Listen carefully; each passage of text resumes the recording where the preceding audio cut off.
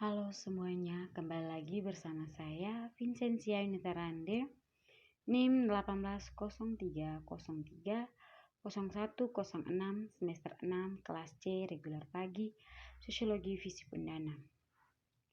Dalam video kali ini saya akan membahas tentang seberapa besar peluang dana COVID dikorupsi oleh elit kekuasaan di level desa dan kabupaten.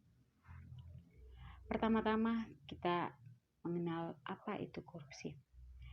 Berdasarkan Undang-Undang Nomor 31 Tahun 1999, korupsi adalah tindakan setiap orang yang melawan hukum, melakukan perbuatan memperkaya diri sendiri atau orang lain, atau sesuatu korporasi yang dapat merugikan keuangan negara atau perekonomian negara. Korupsi juga diartikan sebagai tindakan setiap orang dengan tujuan menguntungkan diri sendiri atau orang lain atau korporasi. Juga menyalahgunakan kewenangan, kesempatan atau sarana yang ada padanya karena jabatan atau kedudukan yang dapat merugikan keuntungan negara atau perekonomian negara. Dalam Kamus Besar Bahasa Indonesia atau KBBI dijelaskan tentang pengertian istilah korup.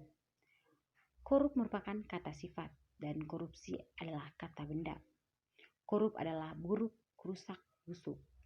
Dalam arti lain, korup adalah suka memakai barang atau uang yang dipercayakan kepadanya, dapat disogok atau memakai kekuasaannya untuk kepentingan beli. Indonesia dinilai mengalami kemunduran di bidang penegakan hukum dan pemberantasan korupsi saat ini. Menteri Koordinator Bidang Politik, Hukum dan Keamanan mengatakan salah satu indikatornya adalah sejumlah vonis terhadap terdakwa kasus yang dinilai semakin hari semakin ringan. Kalau ada melihat secara keseluruhan, itu memang benar. Terjadi kemunduran di bidang penegakan hukum pemberantasan korupsi. Kemudian kita juga harus mengenal apa itu COVID-19. Corona merupakan salah satu virus yang cukup berbahaya. Infeksi virus corona disebut COVID-19 atau Coronavirus Disease 2019 dan pertama kali ditemukan di kota Wuhan, Cina pada akhir Desember 2019. Virus ini menular dengan sangat cepat dan telah menyebar ke hampir semua negara, termasuk Indonesia, hanya dalam waktu beberapa bulan saja. Hal tersebut membuat beberapa negara menerapkan kebijakan untuk memberlakukan lockdown dalam rangka mencegah penyebaran virus corona di Indonesia. Di Indonesia sendiri diberlakukan kebijakan pembatasan sosial berskala besar atau PSBB untuk menekan penyebaran virus ini. Coronavirus adalah kumpulan virus yang bisa menginfeksi sistem pernapasan. Pada banyak kasus, virus ini hanya menyebabkan infeksi pernapasan ringan seperti flu, namun virus ini juga bisa menyebabkan infeksi pernapasan berat seperti infeksi paru-paru.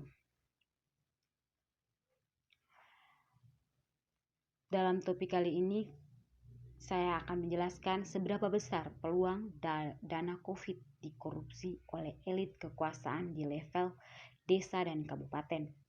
Seperti yang kita ketahui, korupsi adalah salah satu tindakan menyimpang yang biasa dilakukan oleh pejabat negara dan memperkaya diri sendiri, keluarga, atau bahkan istri muda. Mereka juga menyalahgunakan kewenangan, kesempatan, atau sarana yang ada padanya karena jabatan, kedudukan yang dapat merugikan keuangan negara atau perekonomian negara. Dalam analisis saya kali ini, saya akan menjelaskan tentang peluang terjadinya korupsi dalam penanganan COVID-19 oleh elit kekuasaan di level desa dan kabupaten.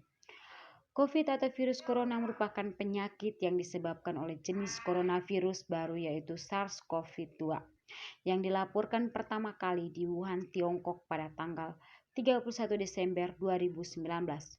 Virus ini menyebabkan banyak orang meninggal dan bahkan banyak negara-negara yang mengalami kemerosotan perekonomian. Banyak orang yang kehilangan mata pencariannya juga. Akibat dari masalah ini, banyak upaya yang dilakukan pemerintah dalam menangani kasus COVID-19 dengan pengadaan dana bantuan untuk masyarakat. Badan Pengawasan Keuangan dan Pembangunan (BPKP) mengungkapkan bahwa pemerintah telah mengalokasikan anggaran lebih dari 800 triliun untuk penanganan pandemi virus corona atau COVID-19 pada tahun 2020. Dana itu berasal dari APBN, APBD, dan dana desa. Penjabaran pemerintah mengalokasikan dana untuk menangani pandemi dari APBN sebesar 695,2 triliun dan APBD sebesar 78,2 triliun dan dana desa 28,46 triliun.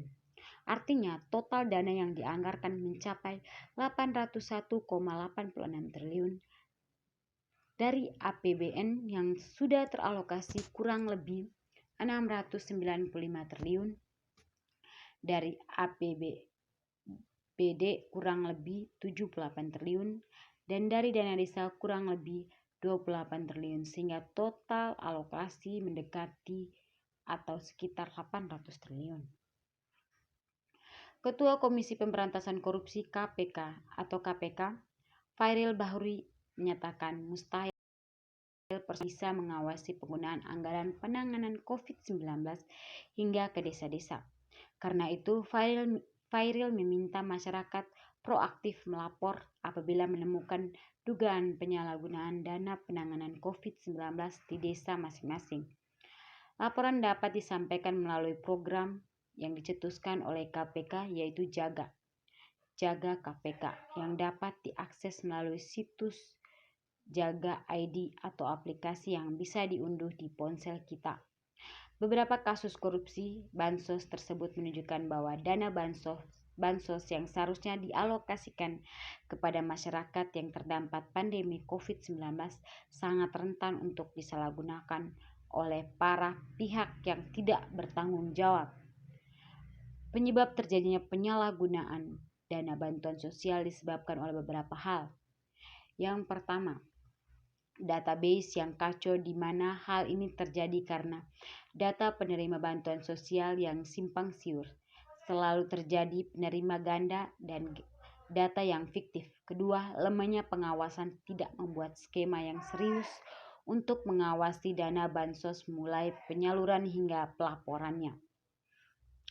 Dalam analisis saya kali ini, saya akan mengajak seluruh elemen masyarakat untuk mengawasi penggunaan dana penanganan pandemi virus corona jenis baru atau COVID-19 di daerah kita masing-masing, agar tidak ada oknum-oknum nakal yang berusaha menyelewengkan uang kita. Sekian dan terima kasih. Selamat menonton.